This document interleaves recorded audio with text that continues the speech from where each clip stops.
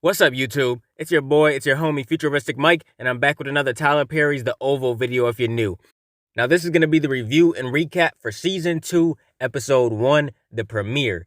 Make sure you hit the like on this video if you love The Oval. If you're new to my channel and this is the first time you're finding me, subscribe and turn on those post notifications so when I post videos on The Oval, you get them.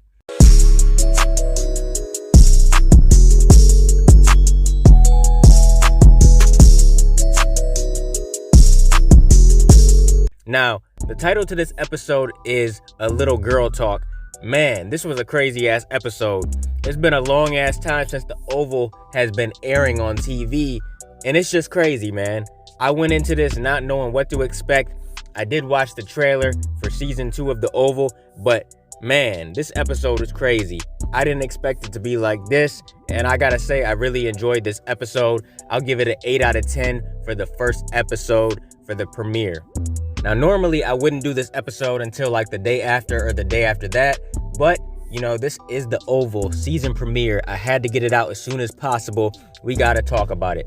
But when the episode first starts, we see this maid, the maid that found Jean at the end of Season 1, Miss Laura.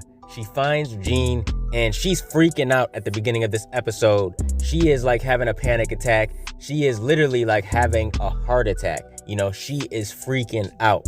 Then we see Priscilla confronting Sam because, as you guys know, at the end of Season 1, Sam comes out of that room and his shit is rock solid. His shit is rock hard because Victoria was doing something she shouldn't have been doing. She was trying to smash Sam.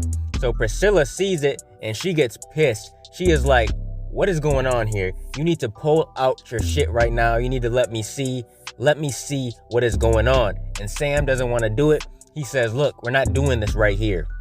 Then Sam gets a call and Miss Laura comes in the kitchen and she's freaking out. Like I said, she's having like a heart attack or something. So Sam calls for a medic. Then the first lady comes in and says, what's going on with all that screaming? And Priscilla looks at her crazy. They take Miss Laura away on a stretcher and Sam and Priscilla are both looking at the first lady. And then for the next couple minutes, we get a scene where, you know, Priscilla and the first lady are going back and forth. And the first lady is pretty much trying to make Priscilla think that she slept with Sam or whatever. You know, she's in her robe and she's in some stuff she shouldn't be wearing this early in the day. And Priscilla even calls her out on it. She's like, why are you wearing that stuff this early? And you know, Priscilla, she looked like she wanted to beat Victoria's ass, but she knows that she can't do that because she works there at the White House. So there's no way she would be able to do that. She would lose her job. But Sam was definitely in an awkward situation. He wanted no parts of that. But Priscilla told Sam that, you know, he can leave and do whatever he had to do, but he insisted on staying. Now we see the kids on a plane with their grandma, and this part right here is just funny, man, for real. First we see Gail, and Gail is basically just talking to the grandma like shit. She says, you really think you're gonna get me in check? Good luck with that. She says, what are you gonna do, torture me or something? And the grandma says, look, you don't even wanna know what I'm gonna do to you. She says, you think you have problems? Wait till I'm done with you. You think you have heartache? I'll show you heartache. And the grandma just comes at Gail crazy. She's telling her that she is definitely gonna put her in check, and by the time she's done with her, that she'll never speak to her like that again. And Gail wants to know why her mother is so afraid of her grandma. And it's funny because Gail says that she doesn't need to be checked, but the loser in the bathroom does. She says he's back there jacking off. Now Richard walks in the kitchen and sees Nancy cooking or whatever, and he tells her to get out. He's not playing. She still won't tell him who it is that's Picky's father. I don't know why she won't tell him, but she just will not tell him. He said he canceled her credit cards and took all the money out the bank, and he put a cancel on the check for the funeral home. And of course, she's not too happy about that because she has to pay for her son Picky's funeral. You know, since he canceled everything, now that check is gonna bounce. and she won't be able to pay for a proper funeral for Picky. But Richard is at a point where he will never forgive Nancy. I don't see him ever forgiving Nancy at this point. I mean, maybe in the future, far in the future, he might forgive her, but it doesn't look like it as of right now. Now, next we see Bobby and Lily, and Bobby takes Lily to a cabin. He says that he will keep her safe. Of course, she's thinking that somebody's gonna come there and find her, but Bobby assures her that nobody knows where they're at. He says he can promise her that she's gonna be safe no matter what. Now we see Priscilla, and she leaves with the quickness. Sam is trying to follow her out the door, but she just leaves. He says, we'll have this conversation when I get home. She doesn't want to talk to him at all. Now, Victoria is watching the 2 Secret Service agents that got shot on the news, and she hears that one survived. Donald comes in and talks to Hunter, and Hunter wants to know if everything is handled. Then they talk about Diane and Ellie. Donald says Diane is good at what she does, and Hunter says, well, Ellie is good at what she does too. And Donald's like, I'm talking about the job at hand. Hunter's like, I'm talking about blowjobs. But Victoria walks in, and she says she is so pissed at the 2 of them. She asks what agents were at the store. She doesn't know the identity of the 2 agents, and she says what happens when Max starts talking. Now, Hunter and Donald, they think that Max is dead, and Victoria says he's alive. Now, Hunter tells Donald to go get Kyle about this. You know, he wants to figure out what's going on. Victoria says the man has been with us for 8 years. How don't you even care? So I guess Max has been with them for 8 years. That's a long time. But I don't think Max actually can be trusted. He will definitely open up his mouth if he wakes up. Now, Diane goes to Priscilla's car, and she asks if Priscilla is okay. She says she might not be alive too much longer because she told everything to the press. Everything about the president and everything that happened with that whore, Ellie, and stuff like that. She tells her about Max and Uma, and Priscilla didn't even know anything about them. She's like, what? You know, she's so shocked to hear that they got shot and to hear that Uma is dead. Diane says that she needs to go to Priscilla's house after she goes to the hospital to discuss everything. Now, Barry drags Ruth into the police station, and honestly, Ruth acts so much different than she does on Ruthless. Like on the Oval, she acts so much different. She acts like she's all about the cult on the Oval, but in Ruthless, we see that she hates it there.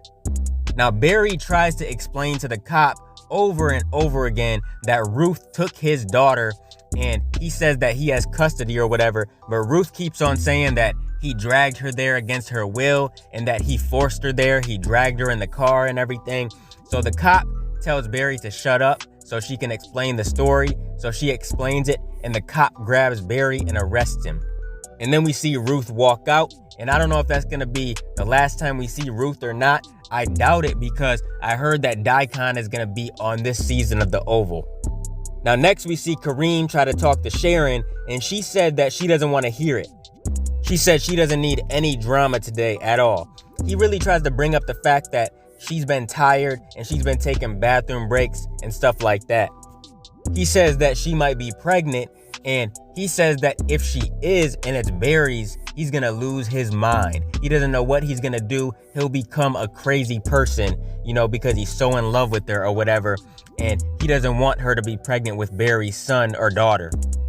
Now, honestly, I hate Kareem on this show. I hate him on this show as much as I hate like Lynn or Sarah on the other show, on Ruthless. I hate them and I hate Kareem. But Sharon tells Kareem that he needs to hire someone else to put some distance between them. And that's kind of weird anyways, why he wouldn't hire anybody else. Why would it just be him and her working in there? That's just weird. He does need to hire somebody else. And then when he walked away, she took a pregnancy test. She took it off the shelf, and we heard her say, I hope he's wrong. Now, Diane calls Bobby, and she wants to talk to him about hiding somebody. She wants to talk to him about hiding Max. She said that she needs to get a witness to safety because he's the one witness that can bring down the entire administration of the White House. Now, Lily asks what that conversation was about. Then she says that she needs to tell him something, and she overheard something that she thinks is really bad, and that she heard that the president killed someone. And Bobby's like, damn, You're in more trouble than I thought you were. So he handed her a gun. Now we see Diane go to visit Max. The doctor tells her that he had a vest and a metal plate underneath the vest. That's how he survived. Because it is unusual that he survived. There's no way he would have survived that if he didn't have extra protection. Diane says, why is there no security agents at his door, guarding his door at all times? And the doctor's like, I don't know, should there be? Are we in danger or something? And Diane just told him to get on it and put some agents at the door. Now she goes in his room, she talks to him, but he's out. She's just trying to let him know that she's gonna try her best to get him out of here, because if the president and everybody else finds out, that he's there, they're gonna kill him. Now Jason comes out of the bathroom and he's talking to his grandma, and she's like, you were in there for a long time. She says, if I go in there and find anything that indicates you were doing something perverted, you're in big ass trouble.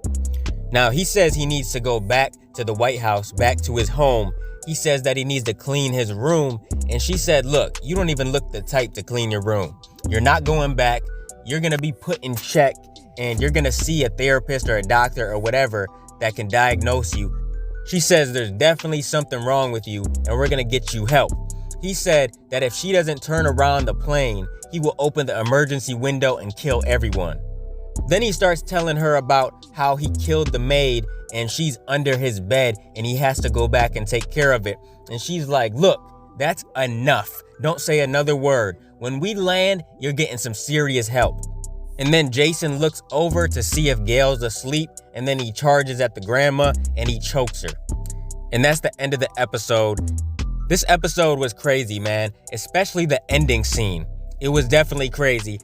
I loved this episode. I thought it was a great premiere. What did you guys think of this one?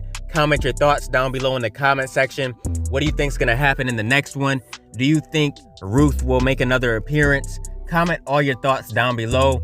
And what are your theories, thoughts, predictions for the rest of the season and for the next episode?